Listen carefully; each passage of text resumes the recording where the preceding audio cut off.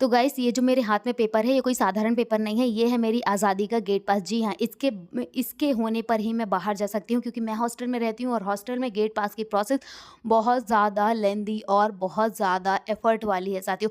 सबसे पहले उसको लेना होता है, बहुत सारी जगह से सिग्नेचर करवाने के बाद उसको गेट में सबमिट करना पड़ता है, और यहाँ पर गेट में सबमिट करने के बाद हमने किया ऑटो बुक। ऑटो नहीं, ऑटो सामने खड़ी थी, हमने जीप बुक की और यहाँ से हम निकल गए। अमरकंटक के रास्ते इतने सुंदर हैं, इतने सुंदर हैं, आप सोच भी नहीं सकते।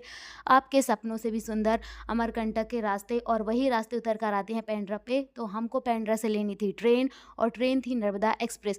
तो हम जा रहे थे अपनी मंजिल की ओर। मंजिल की ओर जाते-जाते इतनी हसीन रास्ते कि हम सफ़र का आनंद भरपूर ले रहे हैं। और यहाँ पर आप देखिए, मैं ज़ूम करती हूँ ताकि आपको वो जो उस तरफ वाला व्यू है वो भी दिख सके खिड़की से, कि कितने ही बादलों के बीच में हमारी यूनिवर्सिटी बसी हुई है। आप इन रास्तों को देखकर एकदम मंत्रमुग्ध हो जाएँगे। आपको किसी भी प्रकार की कोई चिंता नहीं होगी, क्योंकि रास्ते में जो ड्राइवर गाड़ी चलाते हैं वो बहुत ही ज़्यादा स्किल हैं, और ये उनका डेली का काम है, तो आपको चिंता करने की कोई ज़रूरत नहीं। उन्हीं रास्तों से होते हुए मैं जबलपुर आ गई, और ये मेरे जबलपुर में रेलवे स्टेशन का व्यू देख सकते हो, कितना प्यारा सजा हुआ है। और सजा इसलिए हुआ है क्योंकि ये 15 अगस्त के दिन का ब्लॉग है साथियों, क्योंकि मैं 15 अगस्त के दिन ही निकली थी अपने घर के लिए, और 15 अगस्त की सुबह की रात तक मैं यहाँ पे पहुँच गई। और आप देख सकते हो, इतना खूबसूरत तिरंगे के रूप में डेकोरेशन किया गया है, पूरा जबलपुर सजा हुआ था। अपने घर में आने की खुशी ही अलग है, क्योंकि जब आप बहुत दिन रहते हो कहीं बाहर और घर पे आते हो, तो आपको एक स्पेशल वाला ट्रीटमेंट मिलता है। और साथ ही साथ जब आप बाहर से आते हो तो आपको लगता है कि हाँ, मैं कोई काम करके बाहर से लौटी हूँ, मैं कोई अच्छा अचीव कर रही हूँ लाइफ में, और मेरा जो घर है वो एकदम पॉश इलाके में है।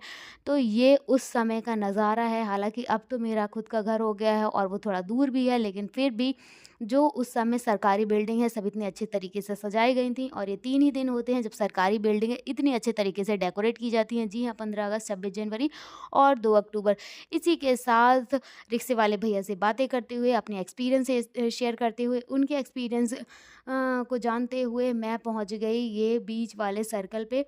ये एल्गिन हॉस्पिटल के जस्ट सामने का व्यू है साथियों। यहाँ पर बाजू में जस्ट जो हमारे शंकर शाह और रघुनाथ शाह हैं, उनका स्टैचू भी बना हुआ है। आपको वो कभी और दिखाऊंगी मैं, यदि मैं उस तरफ गई तो, क्योंकि ये जस्ट सर्कल ख़त्म होता है और अंदर पुलिस लाइन आ जाती है, और वहाँ मेरा घर है। तो यही पूरा ब्लॉग था कि मैं अपने घर कैसे पहुँची, मैं कैसे आई। मिलते हैं नेक्स्ट ब्लॉग में, बाय बाय।